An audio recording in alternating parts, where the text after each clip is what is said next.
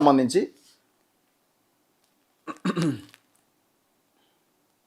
చలో నిన్న ఆర్టీసీ చర్చల్లో ఏం జరిగింది? అర్ధరాత్రి నుంచి బస్సులు స్టార్ట్ అయినాయి. అర్ధరాత్రి నుంచే సమ్మె దాదాపు 2 రోజుల పాటు జరిగింది, 2-3 రోజుల పాటు జరిగింది. జరిగిన తర్వాత శంకర్ గౌడ్ ఆత్మహత్యతో ఆయన ప్రాణాలు తీసుకోవడంతో ప్రభుత్వంలో కదలికి వచ్చింది. అప్పటిదాకా ప్రభుత్వానికి చీమ గుట్టినట్టు కూడా లేదు, దున్నపోతు మీద వానబడ్డట్టే ఉండే. ఇప్పుడు అన్యాయంగా ప్రాణం పోయింది కదా, ఎవ్వరేం సాటిస్ఫైడ్గా సంతోషంగా లేరు ప్రభుత్వం ఏదో ఇస్తామన్నది అని. కానీ ఒక నిండు ప్రాణం ఒక నిండు ప్రాణం గాల్లో కలిసిపోయింది కదా, కుటుంబం రోడ్డున పడ్డది కదా అన్యాయంగా. 45 రోజుల కింద మీకు సమ్మె నోటీస్ ఇచ్చినప్పుడు ఏదో ఒక రోజైనా కనీసం అరే ఈ సమ్మె అంటున్నారు, పొరపాటున సమ్మెకు పోతే పరిస్థితి ఏంది అనేది అర్థం చేసుకొని చర్చలు జరపాలి కదా. మంత్రి ఒక్కసారైనా జేఏసీ వాళ్ళతో కూర్చున్నా లేదు. ఎందుకంటే పొన్నం ప్రభాకర్కి ట్రాన్స్పోర్ట్ శాఖ మీద కాదు ఆయనకున్నది, రవాణా శాఖ మీద కాదు ఆయన మనస్సంత ఉన్నది. 7 భూములు ఉన్నాయి, రంగారెడ్డిలో ఉన్నాయి, సిద్దిపేటలో ఏమున్నాయి, హుస్నాబాద్లో ఏమున్నాయి, కరీంనగర్లో ఏమున్నాయి, దీని మీద పడ్డాడు. అందుకే మొన్న 8 ఎకరాలు అన్న కొడుకు ఈయన కొడుకు ఇద్దరు కొడుకుల పేర్ల మీద ఒక రియల్ ఎస్టేట్ ఫర్మ్ ఓపెన్ చేసిన నెల రోజులపు ఓ ల్యాండ్ లేపేసింది కదా 8 ఎకరాలు సిద్దిపేటలో. ఈ పనిలో బిజీగా ఉన్నాడు ఆయన. మరి ఆర్టీసీ యాజమాన్యం ఏముంది, ప్రభుత్వం ఏం చెప్తే కదా చేస్తారులే చూద్దాంలే అనుకున్నారు. వాళ్ళు సమ్మె చేసారు. సమ్మె చేసిన తర్వాతనైనా మంత్రి కూర్చొని మాట్లాడాలి కదా. ఓ కమిటీ అని చెప్పి ఒక కాలయాపన చేసేలాగా దాన్ని ఒక కమిటీ అని వేసారు. వాళ్ళతో ఒక రోజు కూర్చున్నారు. ఆ చర్చలు సరిగ్గా జరగలే. చూద్దాంలో 10-15 రోజుల తర్వాత నడవని అని అనుకున్నారు వీళ్ళు. ఆలోపు 2వ రోజే శంకర్ గౌడ్ ప్రాణాలు తీసుకోవడం, అమ్మ ఇది ఎట్టో పోయేటట్టుంది, రాజకీయంగా ఇబ్బంది అయ్యేటట్టుందని అప్పుడు డిస్కషన్ స్టార్ట్ చేశారు. లేకపోతే అసలు మీకు అసలు కనీసం ఆలోచన ఉంటుండేనా? ఇంకెంత రెచ్చగొడుదురో. ఆర్టీసీ డ్రైవర్ శంకర్ గౌడ్ మృతికి సంతాపం వ్యక్తం చేసి మౌనం పాటిస్తున్న దానకిషోర్, నాగిరెడ్డి, వికాసరాజ్, రామకృష్ణారావు, వివేక్ వెంకటస్వామి, పొన్నం ప్రభాకర్, బట్టి విక్రమార్క, శ్రీధర్ బాబు, అడ్లూరి లక్ష్మణ్ కుమార్ ఆర్టీసీ జేఏసీ నాయకులట. సంపినోడే సంతాపం వ్యక్తం చేస్తున్నాడు. అంతే ఉంది కదా. మరి మీరు 45 రోజుల ముందే రెస్పాండ్ అయ్యి ఉంటే ఇవాళ ఆ ప్రాణం పోయేది కాదు. సంపినోడే సంతాప సభ పెట్టడం అంటే ఇదే. బస్సులు రైట్ ప్రభుత్వంతో ఫలించిన ఆర్టీసీ జేఏసీ చర్చలు. 11% ఫిట్మెంట్కు నిర్ణయం, ప్రభుత్వంలో విలీనం పైన కమిటీ అట. గుర్తింపు సంఘాల ఎన్నికలకు గ్రీన్ సిగ్నల్, యూనియన్ల ఎన్నికలకు గ్రీన్ సిగ్నల్ ఇచ్చిరట. అర్ధరాత్రి ప్రకటించిన భట్టి విక్రమార్క. నేటి ఉదయం నుంచి రోడ్డెక్కబోతున్న ప్రగతి రథ చక్రాలు. శంకర్ గౌడ్ కుటుంబానికి 10 లక్షలు, ఇందిరమ్మ ఇల్లు, ఒకరికి ఉద్యోగం నువ్వు ఇచ్చేది. ఆయన ఆల్రెడీ జాబ్ చేస్తున్నాడు, ఆ జాబ్ కొడుకు వస్తుంది ఎట్లాగో ఆర్టీసీ జాబు. ఇందిరమ్మ ఇల్లు ఎంత, అది 10 లక్షలు అయిపోయింది. ఇక శంకర్ గౌడ్ బలవన్మరణం పైన ముఖ్యమంత్రి రేవంత్ రెడ్డి దిగ్భ్రాంతి వ్యక్తం చేసిండట. దిగ్భ్రాంతి అని ఒక పెద్ద పదం వాడంగానే ముఖ్యమంత్రి ఏం ఆలోచన చేసింది, ఎంత గొప్ప మనసు ఉందని అనుకోవాలి జనాలంతా. ఆర్టీసీ ఐకాసా నాయకులతో జేఏసీ నాయకులతో రాష్ట్ర ప్రభుత్వం జరిపిన చర్చలు ఫలించినాయి. 11% ఫిట్మెంట్ ఇవ్వడానికి నిర్ణయించినట్లు అర్ధరాత్రి 1 గంటకు ఉప ముఖ్యమంత్రి భట్టి విక్రమార్క ప్రకటించారు. ప్రభుత్వంలో ఆర్టీసీ ఉద్యోగుల విలీనంపై అధికారులు, కార్మిక సంఘాల నాయకులతో కమిటీ వేయాలని నిర్ణయించినట్టు తెలిపారు. గుర్తింపు సంఘాల ఎన్నికలకు గ్రీన్ సిగ్నల్ ఇచ్చినట్టు పేర్కొన్నారు. మిగతా అంశాలు ఆర్టీసీ యాజమాన్యం, కార్మిక సంఘాలు కూర్చొని పరిష్కరించుకోవాలని తీర్మానించినట్టు భట్టి చెప్పారు. చర్చలు సఫలమయ్యాయని, బస్సులు యథావిధిగా నడుస్తాయని రవాణా శాఖ మంత్రి పొన్నం ప్రభాకర్ తెలిపారు. చర్చలు సఫలమవడంతో కార్మిక సంఘాలు హర్షం వ్యక్తం చేశాయి. శుక్రవారం ఉదయం 11 గంటల నుంచి అర్ధరాత్రి వరకు సుదీర్ఘంగా చర్చలు జరిగినాయి. దీంతో 3 రోజుల పాటు జరిగిన సమ్మెకు తెరపడినట్లయింది. శనివారం ఉదయం తొలి షిఫ్ట్ నుంచి బస్సులు రోడ్డెక్కబోతున్నాయి. ఉప ముఖ్యమంత్రి మంత్రుల బృందంతో చర్చలు జరిపిన జేఏసీ నాయకులు 32 డిమాండ్లను ప్రభుత్వం ముందుంచారు. ఆత్మహత్య చేసుకున్న Narsampet RTC depot driver Shankar గౌడ్కి నివాళి అర్పిస్తూ సమావేశం ప్రారంభంలో మంత్రులు, అధికారులు, జేఏసీ నేతలు 2 నిమిషాలు మౌనం పాటించారు. డ్రైవర్ శంకర్ గౌడ్ కుటుంబానికి 10 లక్షలు, ఇందిరమ్మ ఇల్లు, ఒకరికి ఉద్యోగం కల్పిస్తామని మంత్రి ప్రకటించారు. రాష్ట్ర ప్రభుత్వం చర్చలకు ఆహ్వానించడంతో జేఏసీ చైర్మన్ ఈదురు వెంకన్నతో పాటు నాయకులు థామస్ రెడ్డి, అశ్వత్థామరెడ్డి, హనుమంతు ముదిరాజ్, మౌలానా మల్లేష్ తదితరులు ఉదయం సచివాలయానికి వెళ్లారు. 11 గంటలకు కమిటీలోని సీనియర్ ఐఏఎస్ అధికారులతో చర్చలు ప్రారంభమై భోజన విరామ సమయంలో ముగిసినాయి. అనంతరం మంత్రి పొన్నం, కమిటీలోని అధికారులు ఉప ముఖ్యమంత్రి భట్టి ఛాంబర్కు వెళ్లి చర్చల సారాంశాన్ని వివరించారు. ఆ తర్వాత డిప్యూటీ ముఖ్యమంత్రి భట్టి విక్రమార్క అధ్యక్షతన ఆర్టీసీ జేఏసీ నేతలతో సచివాలయంలో సమావేశం ప్రారంభమైంది. ఈ సమావేశానికి మంత్రులు పొన్నం ప్రభాకర్, శ్రీధర్ బాబు, వివేక్ వెంకటస్వామి ఇక మిగతా వాళ్ళంతా పాల్గొన్నారు. సమస్యలను ఒక్కొక్కటి వివరించిన జేఏసీ తొలుత జేఏసీ నాయకులు తమ 32 డిమాండ్లు, కార్మికులు ఎదుర్కొంటున్న సమస్యలపైన మాట్లాడారు. ఒక్కో అంశంపై సమగ్రంగా డిప్యూటీ ముఖ్యమంత్రికి, మంత్రులకు వివరించారు. వారంతా చెప్పిన విషయాలన్నింటినీ మంత్రుల బృందం సవివరంగా నోట్ చేసుకుంది. ఆర్టీసీ బోర్డు పరిధిలోని అంశాలు, సమస్యల్ని యాజమాన్యం, ఉద్యోగులు పరిష్కరించుకోవాలని నిర్ణయించారు.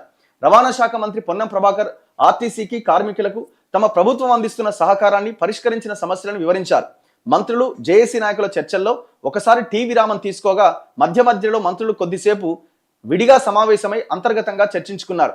చర్చల్లో 2021, 2025 వేతన సవరణ చేయాలని జేఏసీ నాయకులు పట్టుబట్టారు. 30% ఫిట్మెంట్తో వేతన సవరణ చేయాలని కోరారు. ఇది మన ప్రభుత్వం, ప్రజాప్రభుత్వం. భట్టి అంతకుముందు ఉప ముఖ్యమంత్రి భట్టి విక్రమార్క జేఏసీ నాయకులతో మాట్లాడుతూ తెలంగాణలో ఎవరినీ శత్రువులుగా చూసే స్వభావం రాష్ట్ర ప్రభుత్వానికి లేదు. ఇది మన ప్రభుత్వం, ప్రజాప్రభుత్వం అని స్పష్టం చేశారు. ఆర్టీసీ రాష్ట్రంలోనే అతిపెద్ద ప్రభుత్వ రంగ సంస్థ అని, ప్రభుత్వ సహకారం ఉంటుందని వివరించారు. ఆర్టీసీ డ్రైవర్ శంకర్ గౌడ్ మరణించడం చాలా బాధాకరం. వ్యక్తి ఏ స్థాయిలో ఉన్నా సరే ప్రాణం అత్యంత విలువైంది. శంకర్ గౌడ్ మరణంతో ఆ కుటుంబ పరిస్థితి తలకిందులైంది. ఇలాంటి విషాదకర సంఘటనలు పునరావృతం కాకుండా ప్రభుత్వం తరపున మేము, కార్మిక సంఘాల నేతలుగా మీరు సమిష్టిగా కార్మికులకు పిలుపునిద్దాం అని భట్టి సూచించారు. జేఏసీ నాయకులు మాట్లాడుతూ 2 వేతన సవరణలు అమలు చేయడం, ప్రభుత్వ సర్వీసులో ఉద్యోగుల విలీనంతో పాటు కార్మిక సంఘాలకు ఎన్నికలు నిర్వహించాలని కోరారు. ఉద్యోగుల ఇతర సమస్యలు కూడా వివరించారు. ఆర్టీసీలో యూనియన్లు లేకపోవడంతోనే ప్రభుత్వం అమలు చేస్తున్న కార్మిక సంక్షేమ కార్యక్రమాలకు ప్రచారం జరగట్లే. గత ప్రభుత్వ హయాంలో 55 రోజుల సమ్మె చేసినప్పటికీ హామీల్ని అమలు చేయలే. ప్రస్తుత ప్రభుత్వం 2013 వేతన సవరణ బాండ్స్ 280 కోట్ల బకాయిల్ని తీర్చడంతో పాటు 2017కు సంబంధించిన పిఆర్సీ పెండింగ్ డిఏలు లేకుండా ఇచ్చిందన్నారు. ఇప్పుడు ఇదంతా కథ కాదండి. ఇప్పుడు విషయం ఏంటి అంటే, ఇప్పుడు ఆర్టీసీ సంఘాల నాయకులకు కూడా ఓన్లీ మీ యూనియన్లు పునరుద్ధరిస్తే సరిపోదు కదా. ఇంకా చాలా సమస్యలు ఉన్నాయి కదా. అన్నింటికంటే కీలకమైన సమస్య ఏంటంటే ఆర్టీసీ, ఇప్పుడు ఆయన అంటుండు భట్టి విక్రమార్క, ఇది ప్రభుత్వ రంగ సంస్థని ప్రైవేటు పరం చేస్తున్నారు. నరేంద్ర మోదీ పాలసీని గతంలో కేసీఆర్ ఫాలో అయ్యిండు, ఇప్పుడు రేవంత్ రెడ్డి ఫాలో అవుతున్నాడు. ఏది? ఎలక్ట్రిక్ బస్సులు, పొల్యూషన్ నివారించడానికి, పర్యావరణాన్ని కాపాడడానికి ఎలక్ట్రిక్ వెహికల్స్ పేరుతోటి ప్రైవేటు కంపెనీలకి, మెగా కృష్ణారెడ్డి, జేబిఎం లాంటి కంపెనీలను ఎంటర్ చేసి మొత్తం ఆర్టీసీ భూములను మొత్తం వాళ్ళకి ధారాదత్తం చేస్తున్నారు. డిపోలను దాదాపు 6 నుంచి 7 డిపోలు, వరంగల్ 2 డిపో, ఇంకా ఇట్లా కొన్ని, కరీంనగర్ వరంగలే అనుకుంటా, ఇట్లా కొన్ని డిపోలని ఆయా కంపెనీల చేతిలో పెట్టేసినారు. అది కదా చర్చ జరగాల్సింది. రేపు పొద్దున ఇదే కొనసాగితే 7 డిపోలు కాస్త 17 ఇంకా పెరిగి మొత్తం ఆర్టీసీ మొత్తం ఆ కంపెనీల చేతుల్లోకి వెళ్తే పరిస్థితి ఏంటి? ఆ ఎలక్ట్రిక్ వెహికల్స్, ఒకవేళ మీరు ఆ ఎలక్ట్రిక్ వెహికల్సే ఉండాలంటే రాష్ట్ర ప్రభుత్వమే ఆ వెహికల్స్ని కొనుగోలు చేయాలి తప్ప ప్రైవేట్ని ఎంటర్ చేయడం ఎంతవరకు కరెక్ట్? సో ఇది ఆలోచించాల్సిన విషయం. మొత్తం రోడ్డు రవాణా ట్రాన్స్పోర్ట్లోకి ప్రైవేట్ వాడు ఎంటర్ అవుతున్నప్పుడు, వందలాది మెగా కృష్ణారెడ్డి బస్సులు ఎంటర్ అయినప్పుడు మీ మీ మీ విలువైన ఆస్తులని కూడా రేపు పొద్దున వాళ్ళకి కట్టబెట్టరని గ్యారంటీ ఏంది? ఇగో దాని మీద డిస్కషన్ జరగాలి. ఆ పాయింట్ ఎక్కడ కనబడతలేదు. ఇక ఉద్యోగుల దాంతోపాటు ఇంకా భయంకరమైన విషయం, యాజమాన్యం ఉద్యోగుల పైన వేధింపులు. ఇది చాలా భయంకరంగా ఉన్నది. ఇప్పుడు శంకర్ గౌడ్ కూడా వాళ్ళ భార్య చాలా క్లియర్గా చెప్తున్నది. గతంలో ఆ డిపో మేనేజర్తో కొంత గొడవ కూడా జరిగిందట. ఈయన ప్రైవేట్ బస్సుల వాళ్ళతో ఏదో చిన్న గొడవ పడితే అంటే ఏముంటుంది, అరే మీదేంద్ర పెత్తనం అని ఈయన కొంత మాట్లాడే ప్రయత్నం చేసినప్పుడు సో ఈమె శంకర్ గౌడ్ భార్యని పిలిపించి ఆ డిపో మేనేజర్ కూడా మాట్లాడింది. అరే ఆయన వాళ్ళతోని గొడవ అవుతుంది, మీ మీ మీ భర్త గొడవ పెట్టుకుంటున్నాడు అని. ఎందుకు గొడవ పెట్టుకున్నాడు? ఆర్టీసీని కాపాడడం కోసం. సో ఇట్లా అధికారుల వేధింపులు ఇంకా భయంకరంగా ఉన్నాయి. వాళ్ళ కనీస సౌకర్యాలు లేవు. నైట్ షిఫ్ట్ చేసే వాళ్ళకి ఇబ్బందులు ఉన్నాయి డిపోల్లో. మహిళా కండక్టర్ల సిచ్యువేషన్ చాలా వరస్ట్గా ఉంది. మరి ఇవన్నీ సమస్యలు పరిష్కారం కావాలి కదా. ఓన్లీ యూనియన్లో ఇంకోటో కాదు. యూనియన్ అన్నది కూడా కావాల్సింది, ఎందుకంటే వాళ్ళ తరఫున ప్రశ్నించే వాళ్ళు ఉండాలి కదా. అండ్ ఇంకొకటి, దీని కమిటీ ఏందండి విలీనానికి? కమిటీ దేనికి? మీరు మేనిఫెస్టోలో ఏం పెట్టినారు? విలీనం చేస్తామన్నారు, యూనియన్లు పునరుద్ధరిస్తామన్నారు, మొత్తం ఈ సమస్యలన్నీ పరిష్కరిస్తామన్నారు. ఇక మళ్ళీ కమిటీ ఏంది? కాలయాపన ఏంది కమిటీతో? కాలయాపన తప్ప ఏముంది అందులో?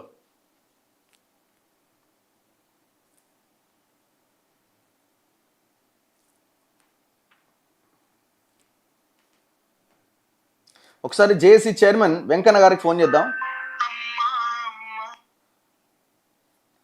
వెంకన్న గారు నమస్తే. నమస్తే, లైవ్ లో ఉన్నారు మీరు.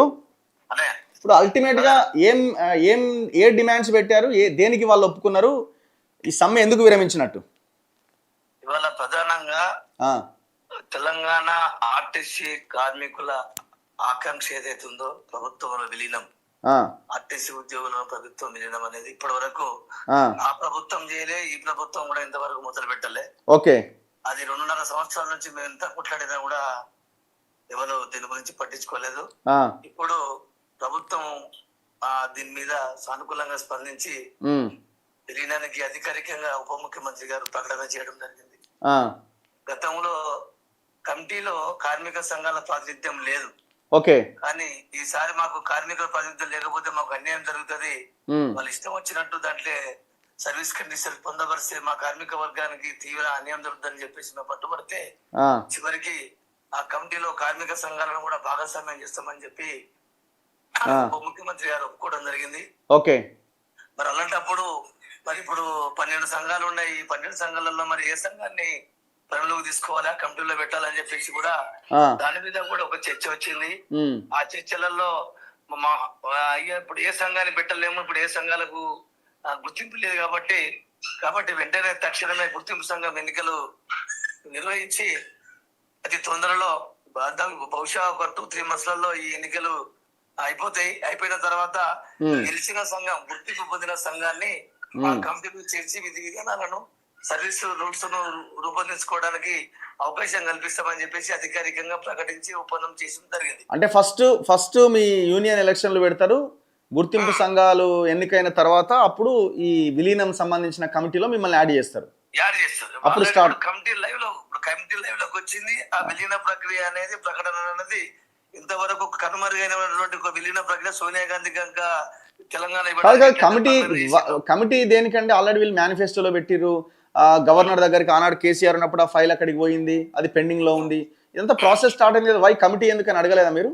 కమిటీలో ఎందుకని కాదు, ఆ కమిటీ ఉండడం వలన విధి విధానాలు ఎలా ఉండాలి, ఏ క్యాడరు, డ్రైవరు, కండక్టరు, మెకానిక్, సూపర్వైజర్లు, తర్వాత వీళ్ళంతా జూనియర్ అసిస్టెంట్లు, మరి ఇక్కడ పనిచేసే వాళ్ళు, మన ప్రభుత్వ ఉద్యోగులు పనిచేసే వాళ్ళు ఏ కడల్లో కూర్చోబెట్టాలి, మరి రూల్స్ ఇప్పుడు కార్పొరేషన్ రూల్స్ వేరు ఉంటాయి, ప్రభుత్వ రూల్స్ వేరు ఉంటాయి. అప్పీల్స్ ఎక్కడ నుంచి సెక్రటరీ నుంచి సెటిల్మెంట్ చేసుకోవాలా, భవన్ నుంచి సెటిల్మెంట్ చేసుకోవాలా, లేకపోతే ఇవి మా ఉద్యోగాలు ఎవరికన్నా ఉద్యోగాల పరంగా ఎవరైనా ఉద్యోగాలు పోతే ఈ యొక్క రిపిటేషన్స్ అప్పీల్స్ ఎవరు కేసులను పరిష్కారం చేయాలి. ఇప్పుడు ఇవన్నిటి మీద ఒక ఉన్నత స్థాయి చర్చ జరిగి దాంట్లో విధి విధానాలు సర్వీస్ రూల్స్ ఏవైతే మనం చేసుకుంటామో దాని వలన ఆంధ్రాలో కొన్ని ఇబ్బందులు ఉన్నాయి. మన మెడికల్ సౌకర్యాల పట్ల కొన్ని అప్పీల్స్, ఈ ఉద్యోగాలు కోల్పోయిన వాళ్ళకు ఉద్యోగాలు. సో ఓకే, ఇప్పుడు దీంతో పాటు ఇప్పుడు ఇదొకటి, ఇంకా మిగతా అంశాల్లో ఇప్పుడు మీరు ప్రధానంగా కొన్ని డిపోలన్నీ ప్రైవేట్ కంపెనీల చేతుల్లోకి వెళ్ళినాయని మాట్లాడినారు మీరు, మెగా కృష్ణారెడ్డి అండ్ జేబిఎం వీళ్ళ కంపెనీల చేతుల్లోకి.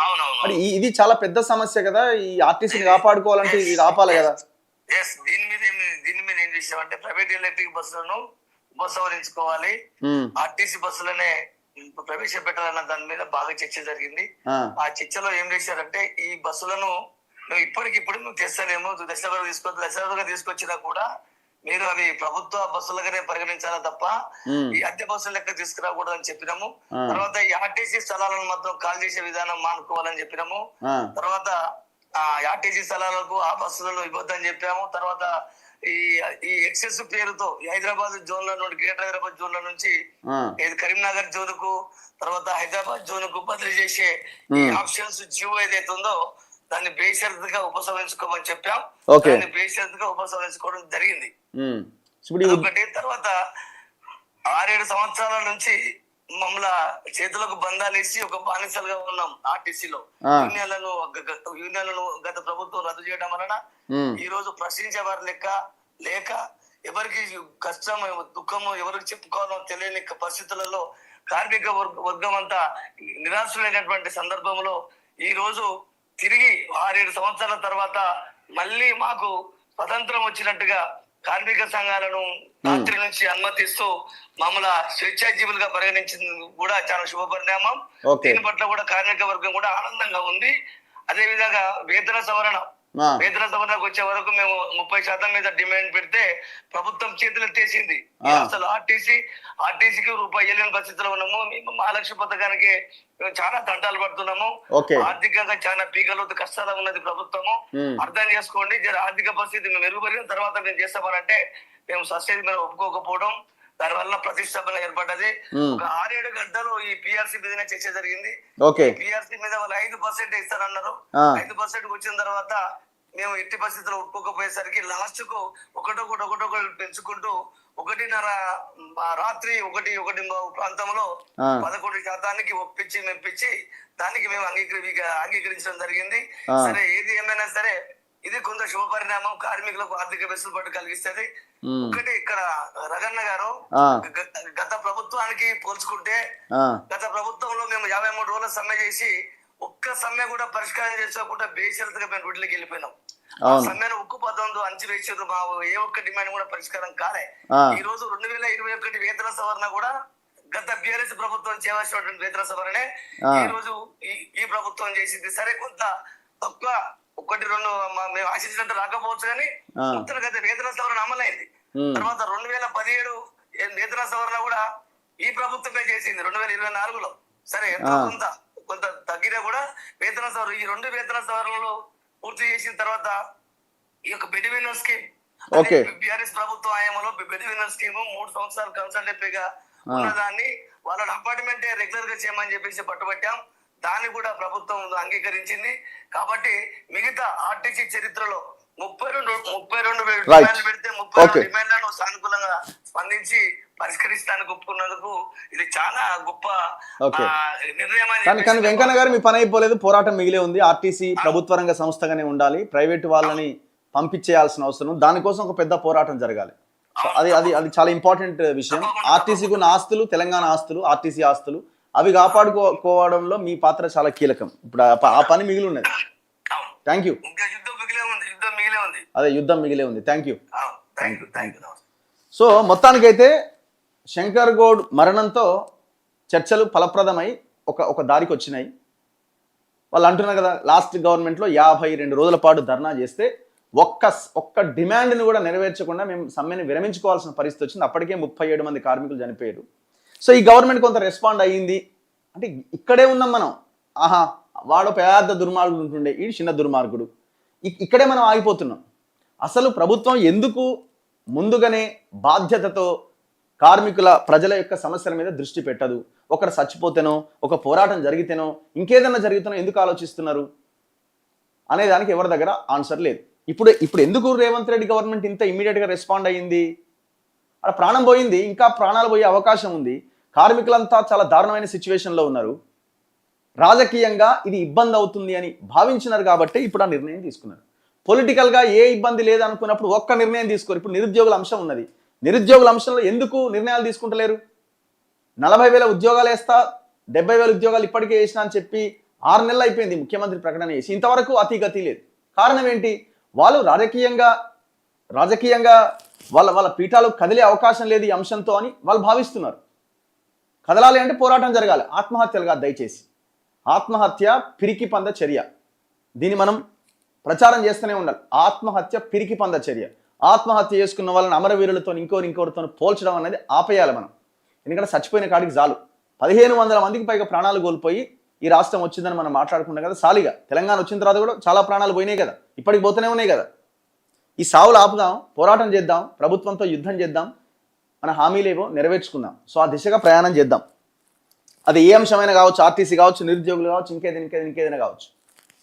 సో ప్రభుత్వం రాజకీయంగా మనకి ఇబ్బంది అవుతుంది అని అనుకున్నప్పుడే నిర్ణయాలు తీసుకుంటే గుర్తుపెట్టుకోండి. సో ఆ నిర్ణయాలు తీసుకోవడానికి మనం ఏం చేయాలా? పోరాటం చేయాలి. గట్టిగా భయంకరమైన యుద్ధం చేసినప్పుడు ఓ సమస్యకు పరిష్కారం దొరుకుతుంది. చలో, సో ఇది ఓవరాల్గా నిన్న ఆర్టీసీ చర్చలు మొత్తానికి ఫలప్రదమైనవి, బస్సులు నడుస్తున్నాయి. కానీ ఇందులో ఎప్పటికీ ఉండే బాధ శంకర్ గౌడ్ మృతి. ఆయన ప్రాణం లేదు. ఆయన ఇప్పుడు ఆయన చనిపోయి ఆర్టీసీని వాళ్ళ బతికించింది ఎంతో చాలా వరకు. నెక్స్ట్ మిగతా వార్తల్లో డీజీపీగా సివి ఆనంద్ అట. కొత్త డీజీపీ శివధర్ రెడ్డి